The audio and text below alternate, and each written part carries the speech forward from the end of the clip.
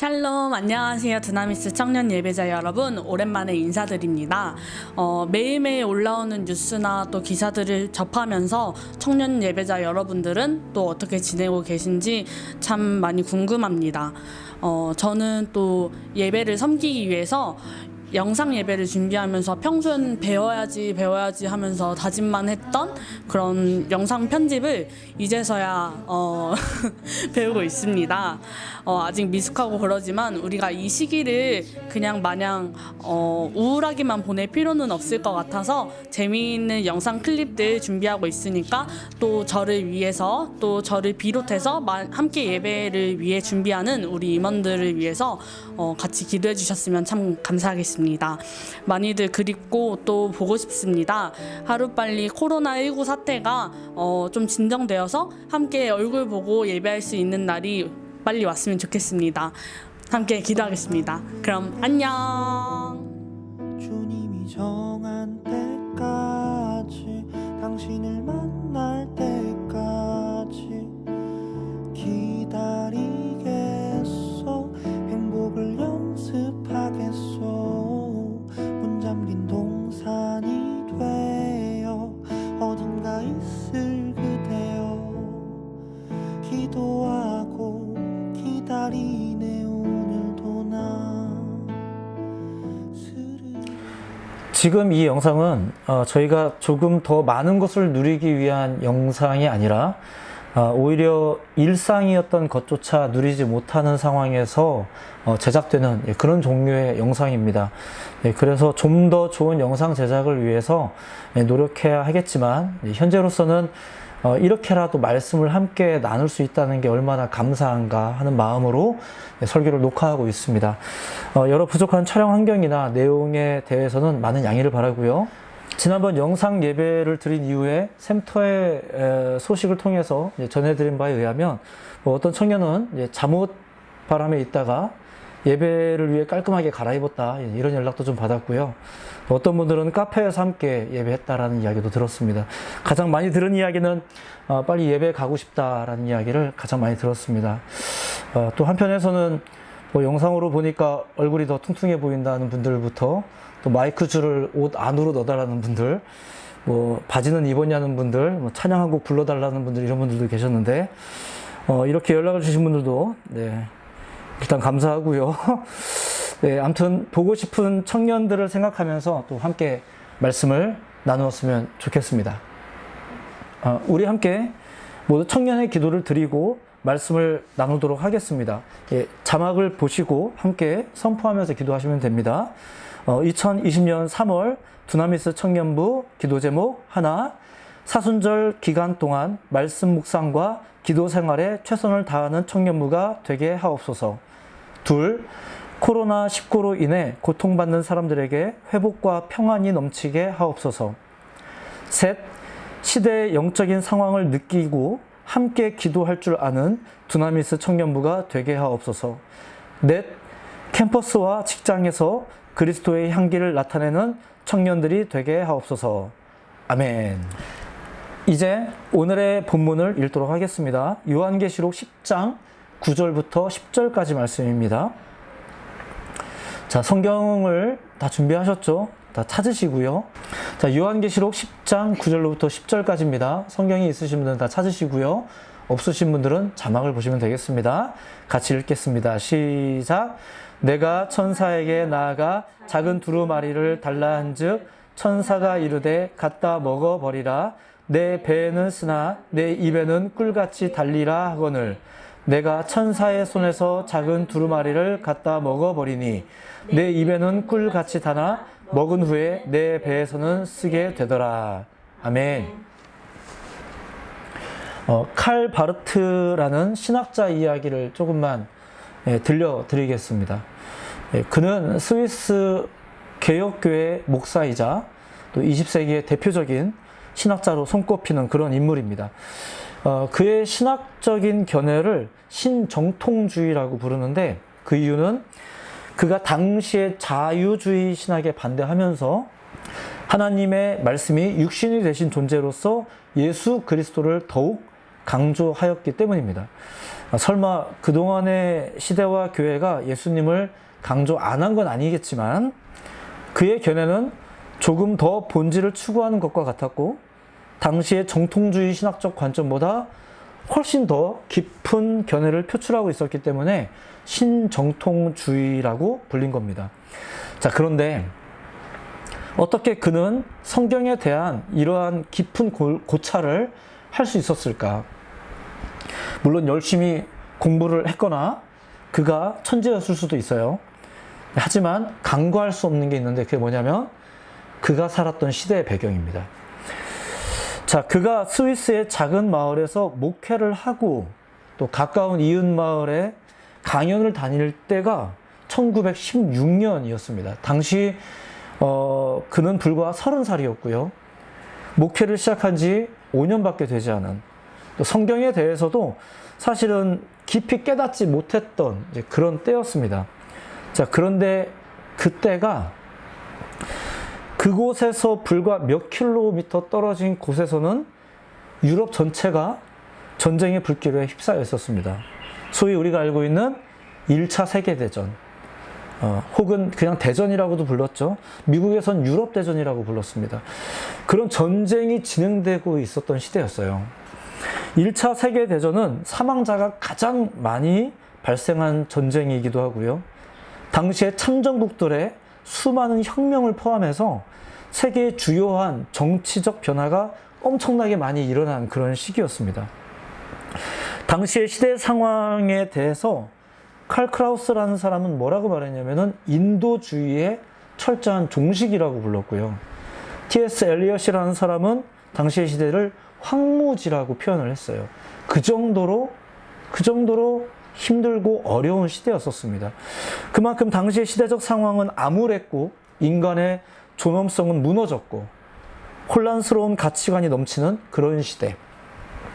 그렇게 당시의 유럽과 더불어 전 세계는 사륙과 거짓이 넘치고 온갖 소리소문이 넘쳤습니다. 전쟁을 잘 아는 사람들에 의해서 당시의 전쟁이 설명되어졌고 또 여러 기자들에 의해서 당시의 처절한 상황을 알리는 보도가 넘쳐났었고, 그리고 세계적인 지도자들은 자신들의 생각을 열심히 연설하고 있었죠. 자, 그런 시대적 상황 속에서 스위스의 한 작은 마을에 한 젊은 목회자가 성경을 새롭게 보는 눈이 열려지고 있었던 거예요. 그냥 성경을 보면서 혼자 해석하고 깨달은 게 아니라 그 시대와 무관하지 않다는 거죠. 자, 그리고 그는 자신이 발견한 것을 글로 쓰기 시작합니다. 그로부터 몇 년 후에 그가 출판한 것이 있는데 그게 바로 로마서 강해라는 책입니다. 그 책은 수많은 그리스도인들에게 영향력을 끼친 해설서로 자리매김을 하죠. 그는 성경을 사람이 다룰 수 있는 다른 책들과는 다르다라고 말하고 싶었습니다. 우리가 다룰 수 있는 책으로서의 성경이 아니라 어떠한 상황에 처해 있는 우리라도 바로 우리 인생과 시대를 다루는 책으로서 성경을 소개하고 싶었던 거죠. 말이 좀 어렵나요? 그러니까 우리가 성경을 다루는 게 아니라 이 성경은 우리를 다스리는 책이다라는 걸 알리고 싶었다는 거예요. 이제 그렇게 오랜 시간 동안 시대와 문화 속에 파묻혀서 너무나 잘 보존되기만 했던 성경을 끄집어내서 그 성경이 가진 본래의 활력을 위해, 그 본래의 활력을 찾기 위해 노력했던 게 바로 이 칼 바르트라는 사람이었다는 거죠. 마태복음 9장에 이런 이야기가 있습니다. 사람들은 이 아이가 죽었다라고 말을 하고요. 예수님은 죽은 게 아니라 잔다라고 말하는 그런 사건이 있었어요. 그리고 사람들은 그 말을 듣고 비웃었습니다. 어쩌면 그 아이는 진짜로 죽었는지도 몰라요. 근데 적어도 예수님은 그 아이의 상태를 완전히 새롭게 바꾸어 버렸죠. 진짜로 죽었는지는 몰라요. 하지만 분명한 건 예수님이 그 아이의 상태를 모두가 봐도 야 이건 안 돼 라고 했던 상태를, 죽었어 라고 말하는 상태를, 이 전쟁의 상태를 그분은 다르게 봤다는 거예요. 그리고 그 아이를 이렇게 세우셨죠.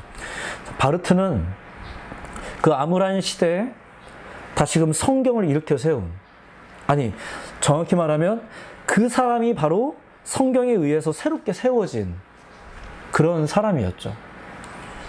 지금 시대에도 그런 사람이 필요하지 않겠는가? 더 소급해 올라가자면 그런 성경이 필요하지 않겠는가 생각이 됩니다. 칼 바르타에 대해서 잠깐 말씀드렸습니다. 하지만 이제 여러분들에게 전하고 싶은 말씀은 이겁니다. 많은 사람들이 말씀을 강조는 하고 있습니다. 정말로 그 말씀이 살아있다는 것을 체감하고 있을까? 사실 이게 좀 질문입니다. 정작 기독인인 우리에게조차도 그 말씀에 대한 생각이 좀 굳어져 있거나 우리들의 성경은 좀 덮여져 있거나 혹은 책장에 꽂혀 있는 그런 경우가 더 많지는 않을까. 더불어 지금의 시대를 향하여 드는 생각은 설교는 충만한데 혹시 성경이 충만한가? 이제 뭐 이런 생각을 해보는 거죠. 어쩌면 지금 하고 있는 이 설교 영상도 혹시 그런 것이 아닐까 생각하면 약간 마음이 불편하긴 합니다. 그러니까 빨리 우리 청년들 만나고 싶습니다. 직접 만나서 같이 말씀 나누면 너무 좋겠어요. 자, 어쨌든 본래 그랬듯이 성경은 우리로 하여금 하나님께 참여하도록 우리를 이끌어 드리는 책입니다. 그것은 단순히 이제 성경을 이용하자는 이야기는 아닌 겁니다. 오늘 본문이 그것을 이렇게 표현하고 있습니다. 성경을 먹으라. 자, 성경을 먹으라라는 표현이 나오죠. 하나님이 제시하는 조건대로 하나님께 참여하라. 근데 그 참여를 어떻게 하냐면 성경을 먹으라는 방식으로 좀 표현하고 있는 거예요. 그 성경이 여러분 안에서 기능하며 우리를 살게 할 것입니다. 여러분을 살게 할 것입니다. 오늘 본문에서 요한은 성경을 먹었다라고 표현하고 있습니다. 본문을 다시 한번 읽어드리면 이렇습니다. 9절. 내가 천사에게 나아가 작은 두루마리를 달라고 했다. 그러자 천사가 갖다 먹어버리라고 했다. 10절. 내가 천사의 손에서 작은 두루마리를 갖다 먹어버리니 내 입에는 꿀같이 다나 먹은 후에 내 배에서는 쓰게 되었다. 자, 사실은요, 구약에서 이미 예레미야도 말씀을 먹었고 에스겔도 말씀을 먹었어요. 그 편이 있다는 얘기예요. 예레미야 15장 16절. 만군의 하나님 여호와시여, 나는 주의 이름으로 일컬음을 받은 자라. 내가 주의 말씀을 얻어 먹었사오니. 예레미야의 고백입니다. 에스겔 3장 1절에 이렇게 나옵니다. 그가 내게 이르시되 인자야, 너는 발견한 것을 먹으라.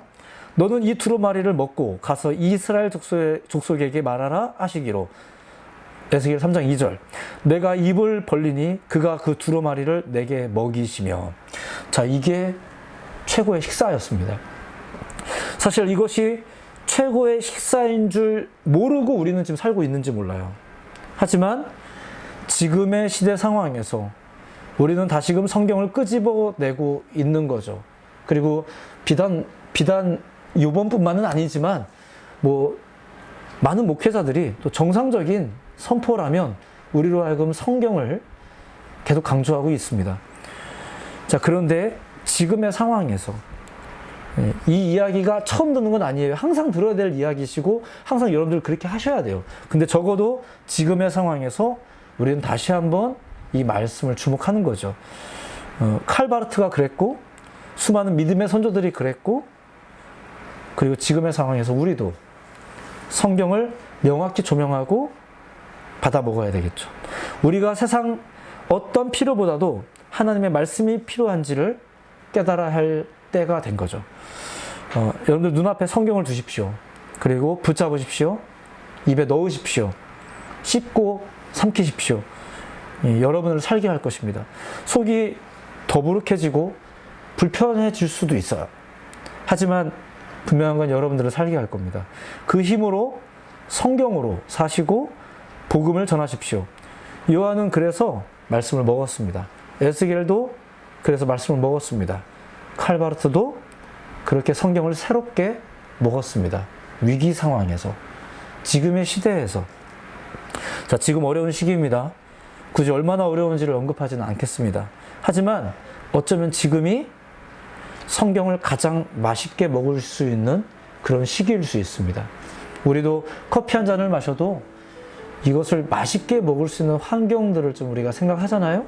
좋아하는 사람과 먹기도 하고 멋진 음악과 함께 또 멋진 조명 아래에서 먹는 거, 좋아하잖아요.